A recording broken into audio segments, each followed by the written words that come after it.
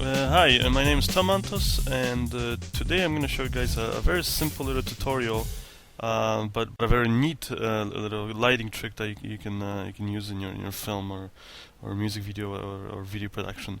I've been getting a lot of emails asking me basically how to do a kind of a rays of light, in your video, or it's kind of a beam of light, let's say from a flashlight, or could be maybe some rays of light coming in through a window, or even like a laser going in through the air, so you can actually see it.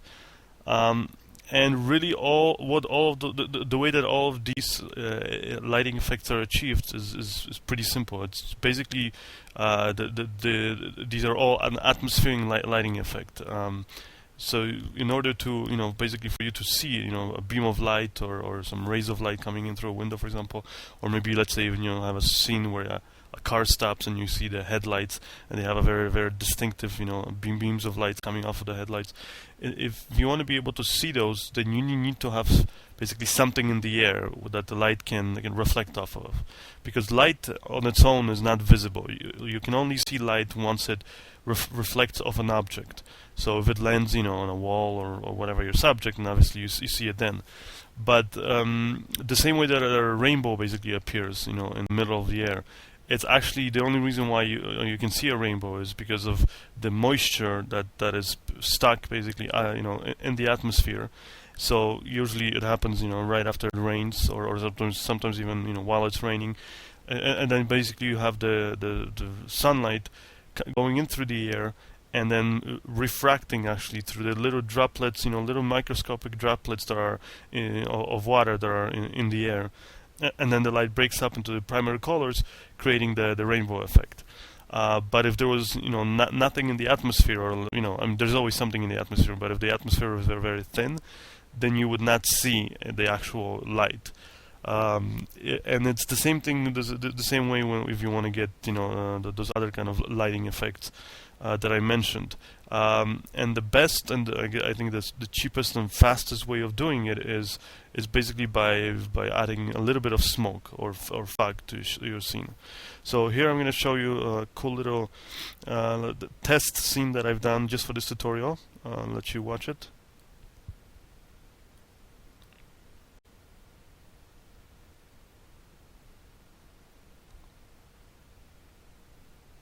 And as you can see in this scene, we have both a beam of, a laser beam basically going in through the air, and also a flashlight that is clearly visible, the beam of light that comes off of the flashlight. The way that I achieved this is pretty straightforward. Like I said, it just I filled the area where I was filming with a little bit of smoke, so that the light had something to reflect off of. So first, basically, for a scene like this, I'll just do my basic rehearsal. So I put the camera more or less where I think I want it to be, and I'll have the actor just walk through the scene, as you can see here.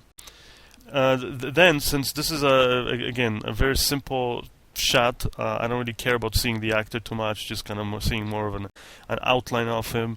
And really, what I care about is seeing those beams of light from the flashlight and from the laser coming off. So I'm only going to use one light for this scene, and you could use pretty much anything. Could be a work light or whatever. I happen to have this 1000 watt redhead, so I put a blue gel on it just to add a little kind of different mood to it. And then I turn it on, as you can see up here. You also notice that I didn't do a very good job putting on the filter, so a lot of the warm light still spills on the sides and then reflects there on the wall, which is okay because it's a very simple scene and it doesn't really need to make sense. It's not like we're gonna know where this light is coming from.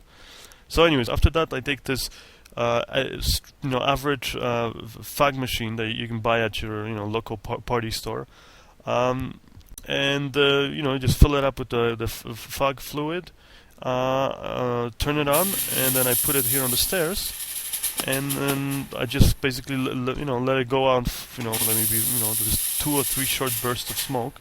The key thing is that you don't want to have too much smoke for something like this, because it will very quickly look like your location's on fire, and so or you simply won't even be able to see anything through all the fog. So just make sure that you use very little of smoke, and then I turn off all the lights. I just leave that 1000 watt red hat that's gel blue, and I have my actor kind of walk through the scene. This is the first attempt. As you can see, there's still way too much smoke in the air, so you can barely first of all see him, and you can also very distinctively see the smoke kind of floating in the air. The thing that you want for a shot like this is to basically fill the area with the smoke, and then just turn off the fog machine and just wait. It will usually take you maybe 5 or 10 minutes. Just wait for the smoke to settle. Just let it settle, and then it kind of just mixes in the air, and then it just sort of stops moving around. And this way you'll see a very nice and smooth kind of a beam of light, as opposed to seeing the actual puffs of smoke floating through the air. Here's our second attempt, which we did after like 2 or 3 minutes, I think. You can see it's a little bit better, but you can still see the smoke kind of floating around in the air. After that, we waited another few minutes, and this is the second attempt. You can see it's a little bit better. And this is the take that I actually ended up choosing, as my best take.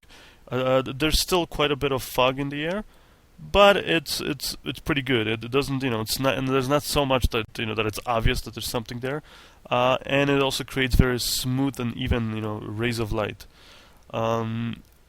Here's another attempt that we've done without the flashlight, just a laser. As you can see, it looks pretty cool too, just by itself. And then here's how it looks actually if you were to turn off that 1000 watt light and just turn on the regular lights that are there in that location.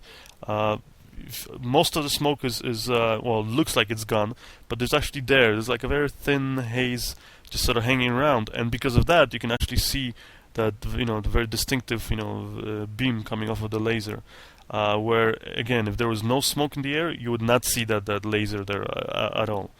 Anyway, so then I go to the shot that I chose, and then the last thing that I do is very quick color correction. I just go to my levels or my contrast, actually, which you can do in any editing program, and I just turn up the contrast a little bit just to make the shot more dramatic. And here's the final effect.